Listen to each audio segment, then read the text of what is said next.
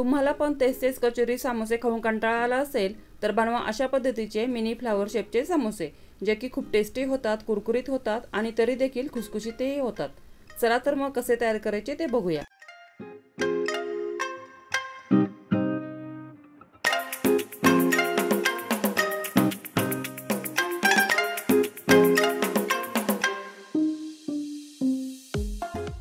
सगळ्यात अगोदर आपल्याला घ्यायचा आहे 2 कप एवढा मैदा। त्यानंतर त्यामध्ये हाफ टीस्पून एवढं मीठ घालायचं आणि पाण्याने ही पीठ आपल्याला पोळीच्या पिठापेक्षा थोडंसं घट्टसर मळून घ्यायचं आहे। पीठ मळून झाल्यानंतर यामध्ये अर्धा चमचा एवढं आपल्याला तेल घालायचं आणि परत एकदा थोडंसं मळून घ्यायचं। त्यानंतर यावरती झाकण ठेवून हे पीठ आपल्याला 10 मिनिटांसाठी साईडला ठेवून द्यायचं। आता सारण तयार करण्यासाठी आपल्याला घ्यायचे आहेत 4 मीडियम साईजचे उकडलेले बटाटे आणि हे बटाटे आपल्याला किसणीने अगोदर किसून घ्यायचे आहेत। आता यामध्ये 1 चमचा क्रश केलेले आलं लसूण, चवीप्रमाणे मीठ, 1 चमचा लाल तिखट पावडर, अर्धा चमचा धने पूड, अर्धा चमचा आमचूर पावडर किंवा तुम्ही इथे आमचूर पावडरच्या ऐवजी चाट मसाला देखील घालू शकता। त्यानंतर बारीक चिरलेली कोथिंबीर घालायची आणि याला आपल्याला अगोदर मिक्स करून घ्यायचे।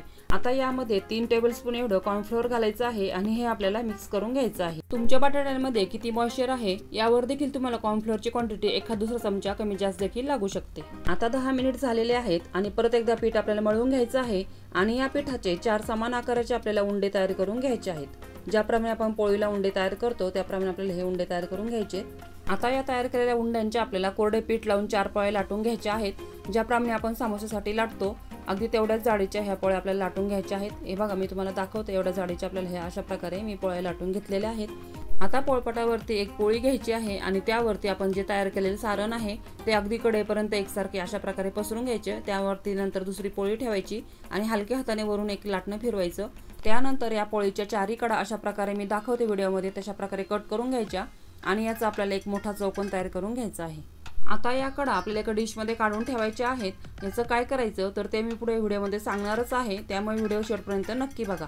त्यानंतर साधारणपणे 1.5 इंच लांबीचे आणि रुंदीचे अशा प्रकारे आपल्याला याचे स्क्वेअर तयार करून घ्यायचे आहेत, म्हणजे कट करून घ्यायचे आहेत। आता एक चौकोन घ्यायचा आणि त्याचे समोरचे जे टोक आहे अशा प्रकारे एकत्र आणायचे, थोडंसं प्रेस करायचं म्हणजे ते एकमेकांना चिकटतात। आणि राहिलेले 2 जे टोक आहे ते बघा उलट्या दिशेने आपल्याला एकत्र आणून ते पण प्रेस करायचे। मी तुम्हाला अजून एक करून दाखवते।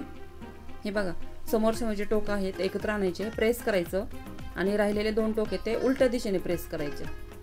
तर अशा प्रकारे मी हे सर्व फ्लावर समोसे इथे तयार करून घेतलेले आहेत। आता हे तळण्यासाठी तेल आपल्याला मीडियम गरमच हवं आहे। इथे आपल्याला जास्त कडक तेल अजिबात करायचं नाहीये।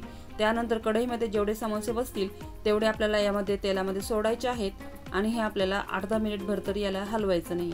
अर्धा मिनिटानंतर आपल्याला अगदी अलगद थोडंसं हलवून घ्यायचं आणि असं करत करत 1-1 मिनिट पलटी करत करत आपल्याला हे अशा प्रकारे गोल्डन कलर येईपर्यंत छान आपल्याला तळून घ्यायचे आहेत।